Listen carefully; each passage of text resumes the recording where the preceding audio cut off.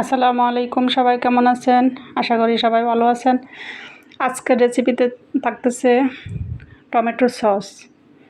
আমি কিভাবে tomato sauce বানাইলাম সেটা আপনাদের সাথে শেয়ার করব। প্রথমে টমেটোগুলো ধুয়ে একটা ছাঁকনিতে উঠিয়ে নিলাম। ভালোভাবে শুকিয়ে গেলে টমেটোগুলা কাইটা নিব, 4 টুকরা করে কাইটা নিব।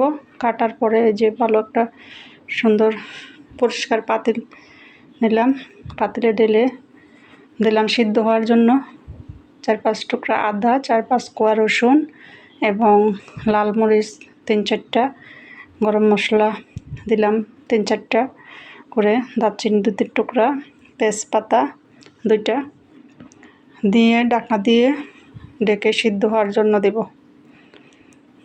দিয়ে দিলাম ঢাকনা। এখন সিদ্ধ হতে অপেক্ষা করব কিছু সময়। 5 মিনিটের মতো সিদ্ধ হওয়ার পরে যে এরকম হলো, এখন একটু পানি যেন শুকায় যায় এভাবে জাল দেব আরও 5 মিনিট। আরও 5 মিনিট জাল দেওয়ার পরে আদা, রসুন বা টমেটো সবগুলাই সুন্দরভাবে সিদ্ধ হয়ে পানি টেনে গেছে। এই যে এরকম হলো। এরকম হওয়া অবস্থায় এখন আমি তেজপাতাগুলা আর দারচিনিগুলো ফেলে দিব, উঠায়া ফেলে দেওয়ার পরে এখন আমি একটা ব্লেন্ডার জগে নিয়ে ব্লেন্ড করে নিব। ব্লেন্ড করা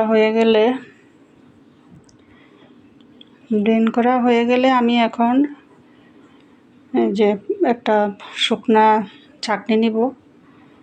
ছাঁকনিতে যে ছেঁকে নিব, নাহলে যে চামড়াগুলো আর হলো বিচিগুলো আলাদা হয়ে একদম সুন্দর একটা পারফেক্ট পিউরি পাবো। ওটা দিয়ে সস তৈরি করা হবে। এই যে ছেঁকে নিলাম।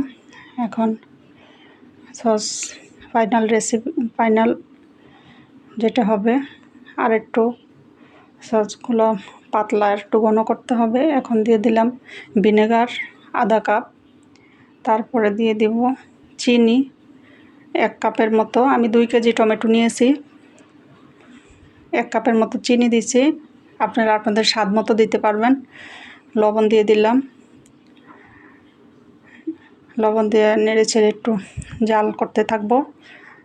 টমেটো জাল করতে করতে সসের যেই ঘনত্ব ওইটা আসা পর্যন্ত অপেক্ষা করব। দেখা যাচ্ছে হয়ে আর একটু। এখন দিয়ে দিব হলো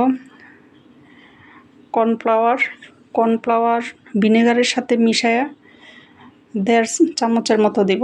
1 চামচ আরও আধা চামচ, 1.5 চামচের মতো ভিনেগারের সাথে কর্নফ্লাওয়ার মিলে দিব।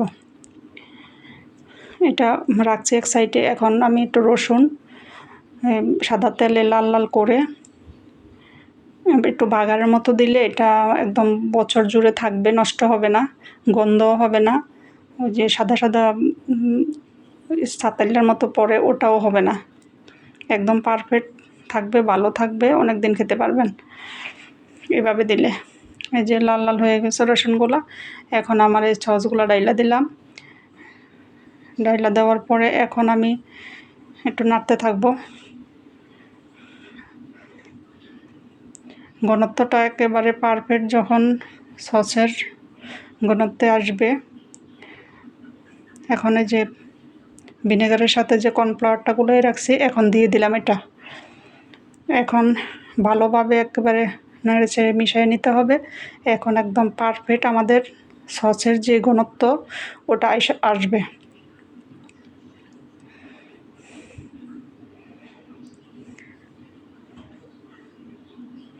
এই যে এখন দেখেন সুন্দর করে একদম সসের যে ঘনত্ব ওটা চলে আসছে। এখন নামিয়ে নিলাম একটা ঠান্ডা করে। এখন আমি ঠান্ডা করে যে কাচের জারগুলা, এগুলো আগে থেকে শুকিয়ে রাখছি সুন্দর করে, এখন এগুলাতে নিয়ে নিব।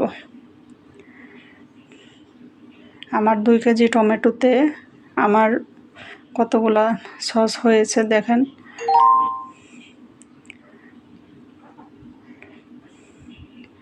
এই সসগুলা একদম বাজারের সসগুলাতে তো সন্দেহ থাকে, কেমিক্যাল থাকে।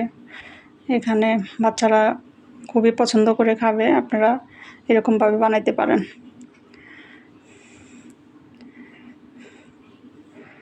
টমেটোর সিজন তো প্রায় শেষ।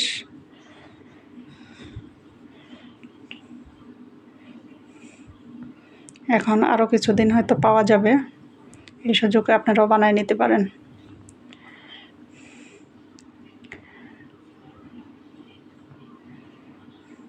আমাদের 2 কেজি টমেটোতে আমার এই 3টা কাঁচের বোতল প্রায় ভরে গেছে।